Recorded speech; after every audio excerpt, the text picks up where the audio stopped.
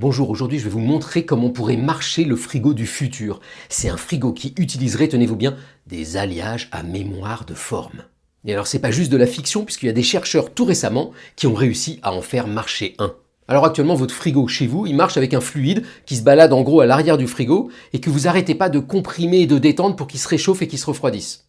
Mais une idée révolutionnaire, ça serait d'abandonner ce fluide pour passer à un système solide. Et le solide en question, ça serait un alliage à mémoire de forme. Alors qu'est-ce que c'est que ce machin-là? Eh bien c'est un solide qui se souvient de sa forme.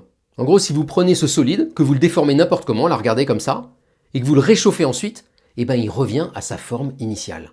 Alors ça c'est un effet que je vous expliquerai une autre fois, mais ce même solide, ce même alliage, présente une autre propriété incroyable, l'effet élasto-calorique. Un élasto, on sent que c'est élastique, et calorique, c'est de la chaleur. Donc si par exemple vous prenez un bout de fil de cet alliage, c'est un alliage à base de nickel et de titane, et puis que vous tirez sur le fil, et bien vous allez voir qu'il se met à chauffer. Regardez, on voit ça ici en caméra infrarouge.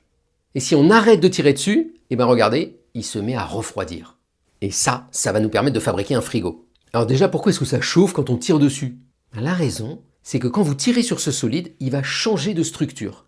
Ces atomes à l'intérieur vont s'organiser différemment. Et en l'occurrence, ils vont mieux s'organiser, ils vont mieux s'ordonner. Donc vous partez à basse température d'un truc pas très bien ordonné, à haute température un truc mieux ordonné. Et la matière, quand ça s'organise mieux, ça relâche de la chaleur parce que c'est dans un état plus confortable, donc ça donne toute la chaleur qu'elle a en trop. Et bien c'est en gros la même chose qu'on va utiliser dans le frigo. Alors dit comme ça a l'air facile, mais il faut quand même trouver une manière de relier ça à l'intérieur de votre frigo, hein. Vous voulez qu'il fasse froid dans votre frigo. Et donc l'astuce qu'ont eu les chercheurs, c'est de faire des tubes avec cet alliage là un peu étrange et de faire circuler dans les tubes de l'eau. Donc en gros, si on appuie sur les tubes ou qu'on tire sur les tubes, vous avez compris que ça va chauffer ou que ça va refroidir. Et si on fait ça avec deux tubes et avec le bon tempo, on appuie sur l'un pendant qu'on tire sur l'autre, puis on réappuie sur l'autre pendant qu'on tire sur l'un, et qu'on fait circuler de l'eau dans les deux sens, et bien à la fin, d'un côté, on aura de l'eau froide.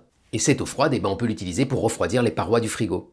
Et donc en faisant ça avec les bons tubes, avec le bon tempo, avec les bonnes forces, les chercheurs ont réussi à refroidir leur frigo de 22 degrés. Et ça, c'est à peu près ce qui se passe dans votre cuisine. Alors il y a encore plein de problèmes techniques avant que ça marche, mais c'est une des voies d'avenir qu'explorent les gens qui font des frigos. Bonne journée!